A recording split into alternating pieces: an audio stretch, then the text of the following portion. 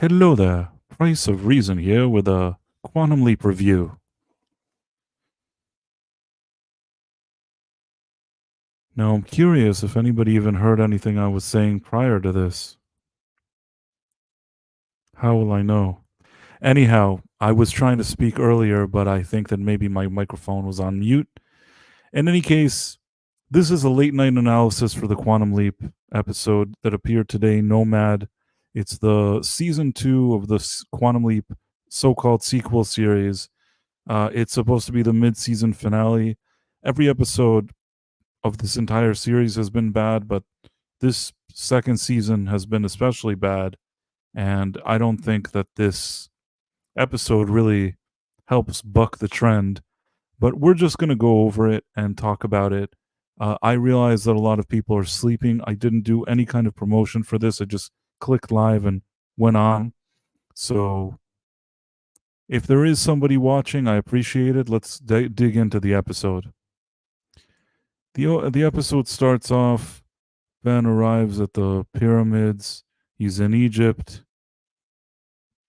They did a flashback about his disappointed fiance and his feelings. So now he's in Egypt, and he finds some kind of guy to take him, I guess, to the city. I would go back and check how he knew where he was supposed to go, what he was supposed to do. Doesn't even really matter. He's in 1961.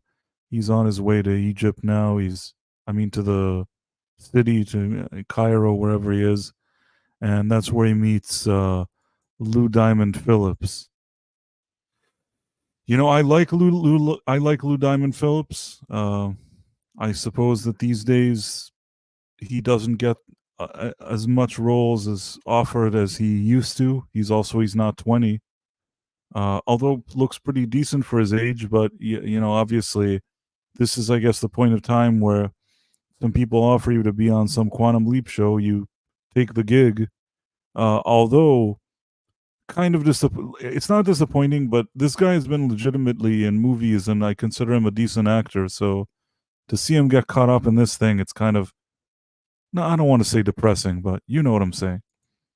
So anyhow, he's talking, and this is a very convenient scene where this guy basically gives Ben all the exposition he needs. You're a CIA agent. You're a new CIA agent. You need to go here. You need to go there.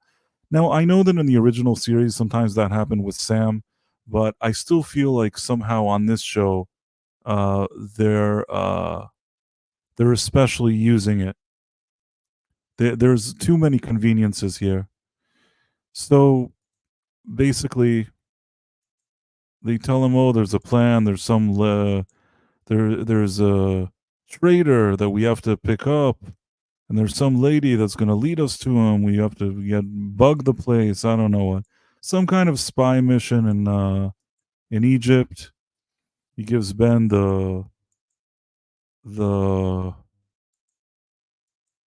he gives Ben the directions, tells him what needs to happen. Now, at this point, we're in present day, which is already terrible, and Ben's disappointed fiance is now with her new. I already thought he was her fiance, but apparently now he asked her. Now he gave her a ring or something. He really wants her to be his disappointed fiance. I mean, for long enough, she was Ben's disappointed fiance, and now sensitive douche, which is what I call this guy, he wants her to be his fiance.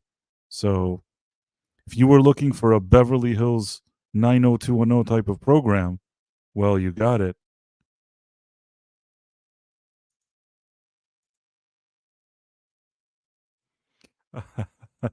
Ted Harrington asks, "Would you go on Quantum Leap if offered?" First of all, I suspect that nobody's going to offer. I don't think anybody's going to offer me to be on this show. If I was offered, maybe just for the heck, it would amuse me. You know what I mean? I would feel there would be an element of amusement. Surely they wouldn't know who I am if they offered me to be on the show. Meaning it would be a situation that they don't know who they've invited to be on there. So I guess in that aspect, it would amuse me. Ted Harrington asking, "You sound so disinterested. Why do you keep watching?" I'll tell you what. There's people that I really value, a good core of people on my main channel that for a long time was doing these reviews, and they were really consistent in coming and supporting and watching, and I appreciate that. And I know that a lot of them, they continue to feel the same way as I do about the show, but just the fact that, hey Sierra Tan, how's it going? But just the fact that I'm going over this show, it makes some people feel better, and in a way, it makes me feel better. I mean, it's a crappy show. We know they ruined it. Maybe we can tell a few jokes at its expense. I mean, that's the least we can do. It's really bad though. This is a complete telenovela. So he offers her the ring. She loves it. I don't know what. I guess now she's telling random office guy person the good news, but it's something she said he's proposing, but he didn't propose, but he wants to propose. Who he does it even matter? Then chief security officer lady arrives, and I don't. I'm trying to. I struggle to remember what she said, but maybe she said, "Oh, we found him." And then now his former disappointed fiance is now his hologram. So she arrives in Egypt where he's at, and basically there's this whole kind of espionage thing going on. This is the secret lady. Now the funny part of this episode is we're talking about 1961. uh Sierra Tan says you called this. I knew exactly this all this nonsense. I saw it coming from miles away. But this episode, they're in 1961 Egypt, which in 61 Egypt, even in 2023 Egypt, I think that women. I'm not saying there couldn't be this girl boss lady. It's possible, but I sometimes feel like these shows, especially Quantum Leap, new phony one, when they go back in time, they just act like people are acting like in 2023. Every woman is a girl boss. Whether it's this lady that he meets, that's his mole that has the secret information. Now she'll help him find the mole, the traitor or whatever in the U.S. team, I guess. And in the meantime, he's going to try to get her a visa to the U.S. so she can start a new life or something. Again, I'm not saying it can't be an influential woman in the 60s in Egypt, but it kind of feels like this probably would have made more sense if there's a man and not a lady, especially not one that's so kind of girl bossy as this one. That's just my opinion. And again, I'm not saying that to be rude. I'm saying it because it's 1961 in Egypt. But what do I know? Maybe I'm wrong. Again, we've had these conversations even the other day on this channel. Maybe in the past I'd be more forgiving.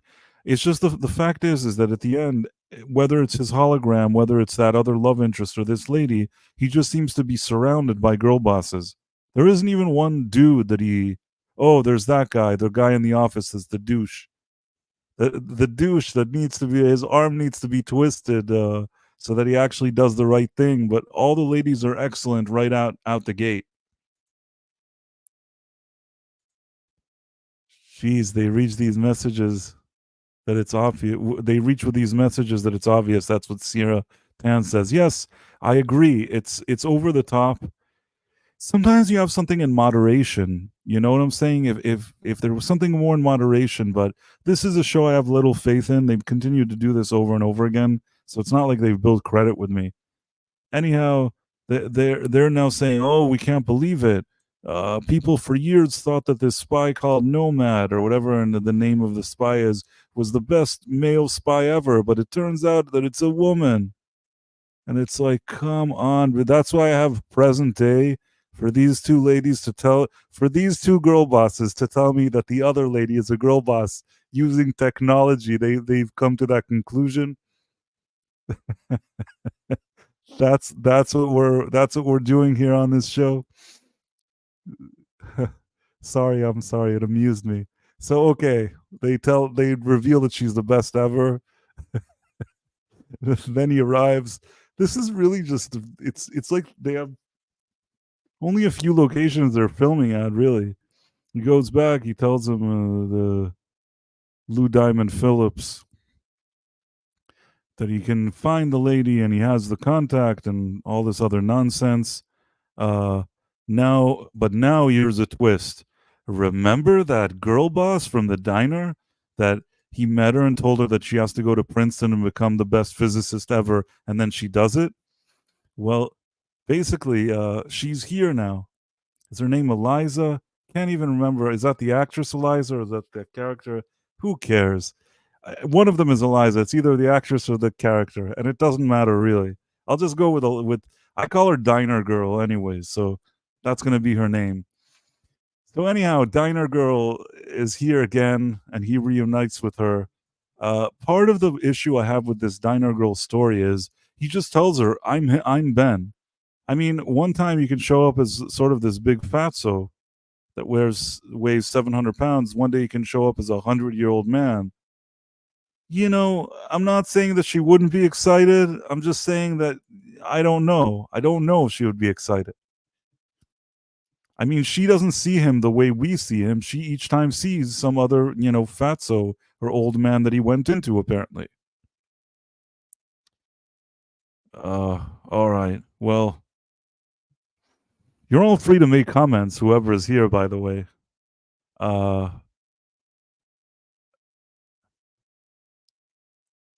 These episodes make the Evil Leaper of course, masterpieces. Oh my goodness, this is horrible. When will this show be canceled? That's Ted Harrington.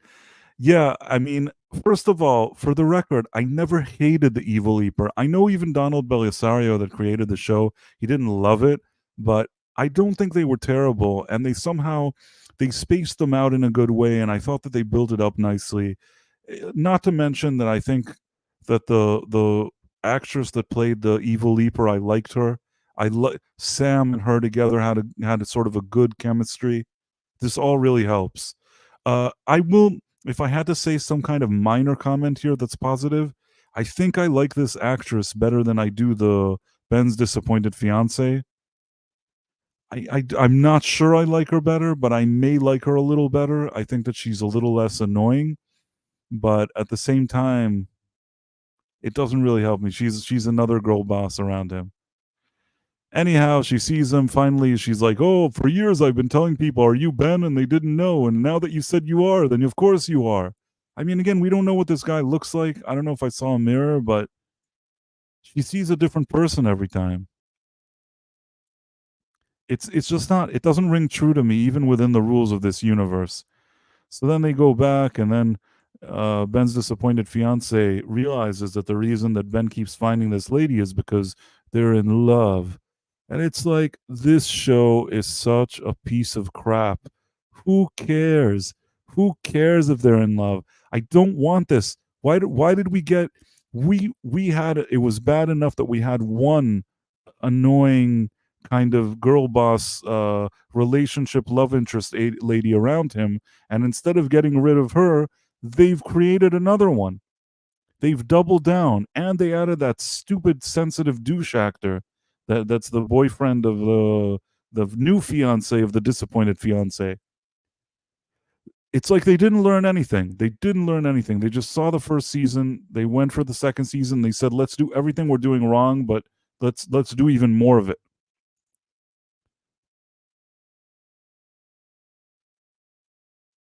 Oh, I actually liked it too, but it was definitely a shift to the toe in the show at the time. That's Sierra Tan regarding the Evil Leaper. It was something different. I think that the network was pressuring Donald Belisario to introduce some new ideas, and I think that he did whatever he could at that time. I thought it was interesting, and if nothing else, the fact that she had her own Al and they were sort of evil, I kind of like the idea. Super Mario Brothers 3, another Flush episode. Face, droopy eyes. Yes, the actress is nice. I think she's British. It's possible. I don't know. She seems likable. This reminds me of crappy soaps in the 80s. Yes, it's awful. It's awful, Ted. I don't know what they're doing here. This this episode, you know what the ridiculous thing is? They actually, according to what I read, flew to Egypt to film this episode. And imagine you go to Egypt to film this episode only to make it about girl bosses and stupid crap. I mean, you're in Egypt there, so that's why you see him next to the pyramids. When you think about it, aside from that few seconds that he's next to the pyramids, This show could have been just filmed anywhere. It's the Egypt here doesn't help us. Richard Brooks. The best thing about this show is that it makes the original show look like the classic it is. That's true. Much like, and not only that, Richard, like other people are saying, it also kind of takes things that maybe weren't perfect about the original show, and man, you kind of look at it more fondly. It's the same thing with Star Wars when you see the sequel trilogy, and then you think, well, those prequels, they were flawed, but at least their heart was in the right place. You suddenly realize that maybe some things that you didn't like, they were still in the realm of something you like, but they weren't done as well as they could have been. Whereas here on this show, there's nothing. I mean, really nothing to hold on to here. Super Mario Brothers 3, Donald Belisario and Deborah Pratt are really taking the backseat on this series. I think that's pretty obvious. First of all, I think Donald Belisario is about 87 years old. I don't think that he has much input or say. I think this is a situation where he and his family, somebody sends them some checks in the mail, and one of his representatives takes the check, goes to the local Wells Fargo, and then he stands at that teller thing and he deposits it. And I think that's basically Donald Belisario's involvement. Deborah Pratt, for years, had a lot of issues when she divorced Donald Belisario. I think that her being brought back here is often they like to show her at press conferences and make it seem like there's a legacy for executive from the original show. In reality, her influence here, in my opinion, is minimal. I don't think she obviously tells the paper, yes, I've been sitting and I talk and we talk together and I've been sitting and it's all very nice, but she's 70 something years old, and I suspect that they're not sitting there in a writing room with her. Even in the episode that I think she directed, I don't even think she wrote it, in my opinion, but I don't remember. Donald Belisario and Deborah Pratt are really taking back. Okay, we went that. Uh, there were more than three Star Wars movies. Just kidding. I mean, really, the original trilogy is the best, but I don't hate the prequels. I understand they're not as good as the original trilogy, but I'm willing to acknowledge that there's six Star Wars movies. But after that, then I'm out. Back to this wonderful episode. So now they're talking about their feelings, and this just becomes so tedious. They flew to Egypt so he could talk about this lady about it, with this lady about his feelings in the hallway, and then she's like, "Oh, you're the adventure of my lifetime. You're so great." And his disappointed fiance is just surrounded by these ladies that either have relationships, had relationships with him, his former disappointed fiance, his current love interest, and both of them girl bosses. This is just tedious. And another girl boss. Again, it's enough that maybe there would have been one man a little more active in this episode, and I wouldn't even be saying that about the ladies. But when so many shows you watch them and you just see some male who himself is being kind of never given full capacity to shine, and around him you have a bunch of ladies just sort of taking over the plot, the whatever it is. He's supposed to be the star of the show, but whatever. So then I guess maybe here he's sad. He thinks that is this the part that he oh okay. So he gives her the chip. He was supposed to go put this chip inside a shop, but he was too busy eating baklava or whatever he was doing there. And then because he wasn't paying attention, he didn't put it in the right store. So then he gave it to this lady who put it in the last minute. Meanwhile, also, this lady is now like the best spy ever. She causes a diversion while he has to go all this, while they have to plant the chip or whatever it is. Let me see if anybody had comics. Ted Harrington. I will admit I tried to watch this episode. 10 minutes in, I turned it off, grabbed a cold beer, walked to the kitchen sink, cracked open the beer, and poured it down the drain in honor of Price. Well, you should drink the beer. Drinking the beer is fine. That's what you should do.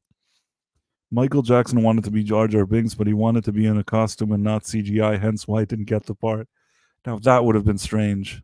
Um, so now he's walking around. On one hand, he has the love interest, and then this is you're seeing the triangle on screen. And there's there's two triangles. There's this, but there's also the other sensitive douche fiance for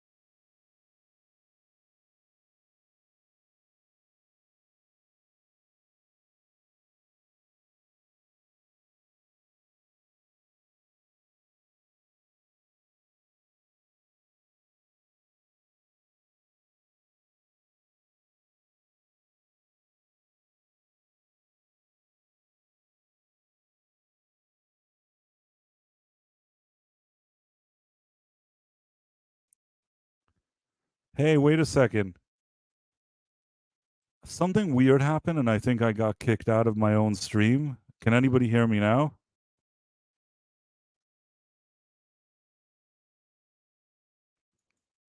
I didn't go for a beer. No, I'm still here. I don't know if anybody can hear me. Okay, Harrington can hear me. Okay, we're back in business. Ted, what was the last thing you heard me say before this stream collapsed?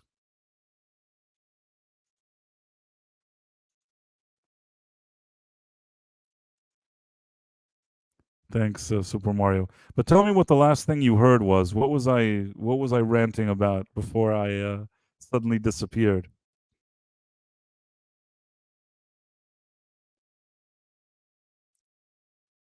Guys, Ted, Super Mario, Michael Jackson and Jar Jar. I said that would have been weird if he got that role.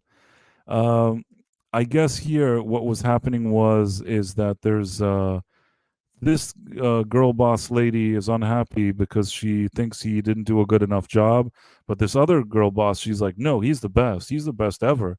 And then Ben's disappointed fiance hears this and she starts having these strange feelings. It's difficult for her on one hand to be with sensitive douche, but at the same time, Ben is such a swell guy. So now they have all these feelings and they talk about their feelings again. And then he says, I have to do the right thing. I have to focus on my mission. I want to do naughty things with you, but it wouldn't be the right thing to do. And are you guys still there? I got Michael Jackson as Jar Jar. That's the last comment. Now I'll keep thinking this thing is crashing. Anyhow, uh, now what happens is that Ben's disappointed fiance goes to Magic to talk with him about her feelings. This is just draining. You'd never know that this man is an admiral in the army and he's supposed to be some kind of general that they all answer to. Sitting around, when he's not talking about his alcoholism and what a miserable loser he is, he's just kind of sitting there and telling them, you go, girl, or whatever it is. Really lame. I think Price is making this up. No, which part? Which part was I making this up? The plot? There is no way that's an actual episode. That is the episode, Ted. I swear that's this is the episode. This is really the episode. So he tells her, don't you, kind of, oh, you have to live your present life now, where you're with sensitive douche and be supportive of him when he finds a good lady that he thinks is great and that's not you or whatever. So she becomes kind of this. They have a moment and they talk about their feelings again. Now, in this case, this lady comes along, and I guess Ben was supposed to take her and help her get out of the country, but then the bad guys are sort of there to pick her up. But now they're chasing Ben, and Ben sort of ditches them, which is weird because they're like 100 people in Cairo, and he's one and doesn't even know what he's doing there, and he kind of ditches them, gets to his office. Now, once he gets to his office and talks to Lou Diamond Phillips, once he talks to, I don't know why it doesn't do the thing. So once he gets to Lou Diamond Phillips, it turns out that Lou Diamond Phillips was a douche, not a sensitive douche, just a regular douche. So what happened was is that he tattled on the. Basically, they needed to arrest a guy, but the second they arrested their mole, it would have been clear to the, I guess, Egyptians that lady's the mole. I don't think this was so well explained, but let's just say that that's the case, that they know that she's the one. So then she's sort of in hiding. Now, initially, this guy gets intel and he believes she's dead. So he says, listen, that lady that we were trying to help, she's dead. And he goes, it's because of you. If you didn't only care about your own self, she would have been alive now. You betrayed her. And then he feels really bad, Lou Diamond Phillips. He's unhappy. And then Ben is sad, so he goes and meets Diner Girl, and then they hug. Now, this part I was a bit confused. Uh, the next scene, Ben is sort of in a wife beater. So either he was hot in the room, or is it trying to imply that they did naughty things? It was sort of left ambiguous.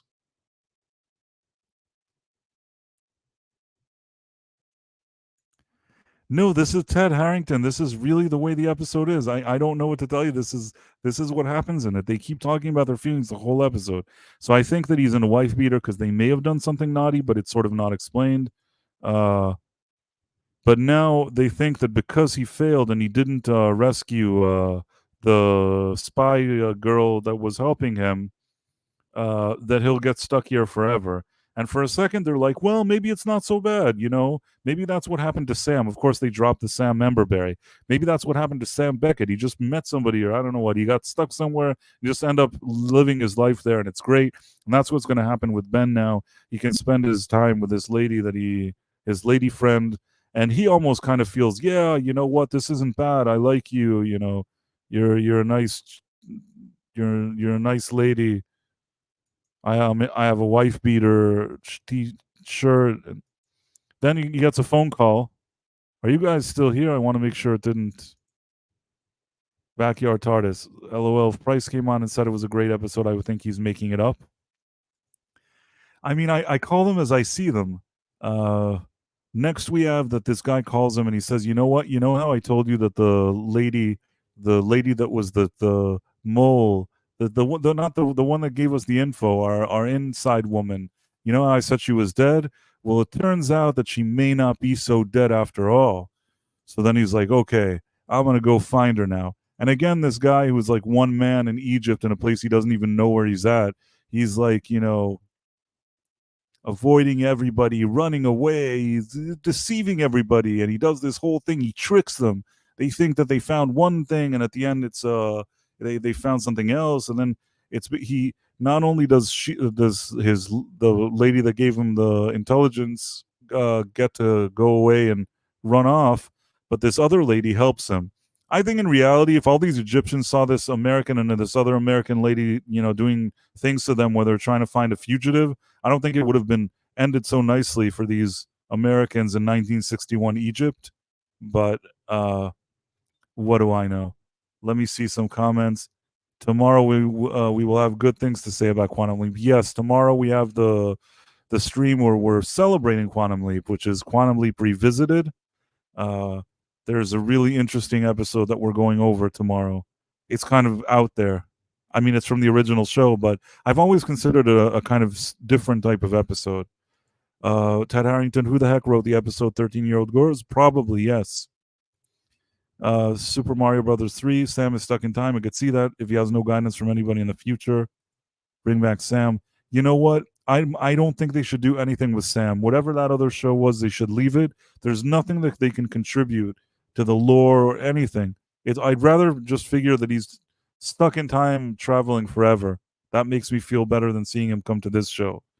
So anyhow, these guys let them go, and meanwhile, Lou Diamond Phillips ends up picking up the lady, and they seem to kind of like each other. I think that it's implied that they sort of like each other. So the lady that he didn't kill ended up being maybe I don't know.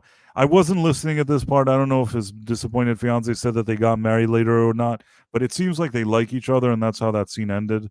Um, Actually, that scene with Lou Diamond Phillips and that lady was probably one of the only halfway decent scenes in the show, but doesn't really mean anything. In any case, now it's sort of she knows his disappointed fiance is there, but they can't talk. And then she says how what great it is! It's so great. It's the thrill of her lifetime. She's so excited they'll meet again one day. And then they kiss, and then he basically leaps, but we don't see to where. And then Ben's disappointed fiance comes back, and sensitive douche has made dinner, and I guess talks about her his feelings and whatever it is. Uh, I'm trying to think. I don't know if there's a cliffhanger here. I almost feel like I have to watch it again. I really was so annoyed by this point that I was kind of already in the last minute or two was in the background. I thought it just ended on a sensitive scene with her, but I don't know if there was something else there. I'm trying to see.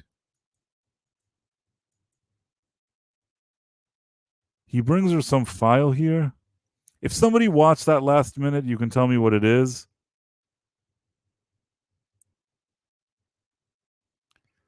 Not that it even matters. Bottom line is, this episode was awful. It was awful, in my opinion. And it's so sad that they went to Egypt and they couldn't even do anything normal there. Imagine you're in Egypt. There's so many cool locations. All they did was they're like, there's pyramids here. What if he stood next to a pyramid for 2 seconds at the beginning? And if that's all you were going to do with him, then why even bother?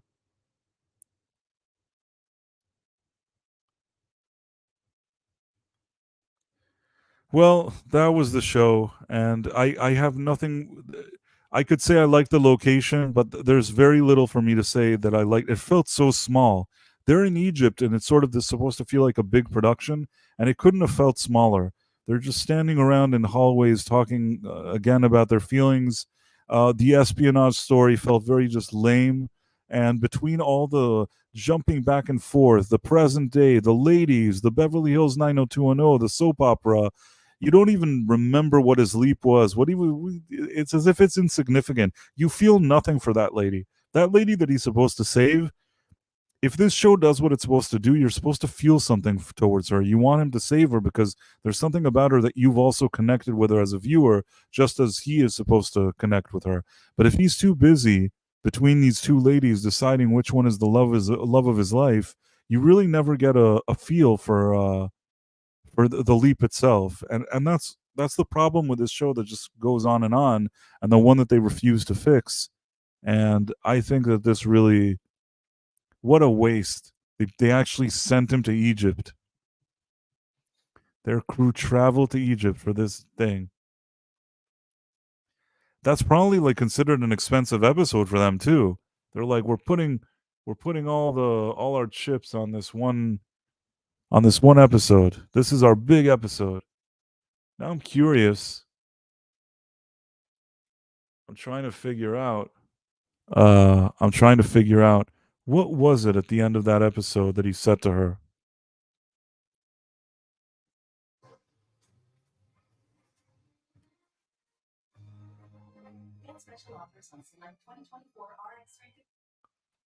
I'm not sure, but it doesn't really matter, to be honest.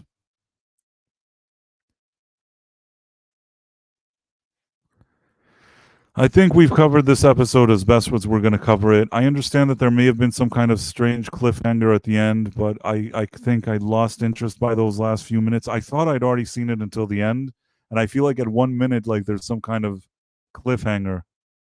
But whatever it is, every cliffhanger of this show has been the same dumb cliffhanger. So I'm not really concerned about it one way or another. There's only a number of episodes left for this season. I think this was 8. So maybe there's maybe 5 more or something like that. I guess 5 more episodes of this season, and then I think it ends. And I'm hoping it never gets renewed, but with my luck, this show will go on forever.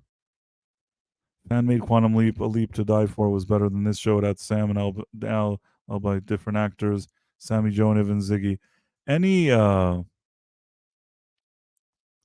Any type of fan organized production for this show would probably be better than the show. That doesn't surprise me at all. Has Ziggy spoken yet? I don't know. No, I don't think so. I don't think we ever hear him speak. It's basically what happens is that random office guy person says Ziggy says this and this. We don't really hear Ziggy speak, as far as I can remember. I don't recall seeing the fan film myself, but I would believe that the fan film probably would be good. So yeah, he hasn't spoken. Ziggy hasn't spoken, and this was a really poor episode. I'm trying to find something good to say about it, but I'm really struggling because I have nothing.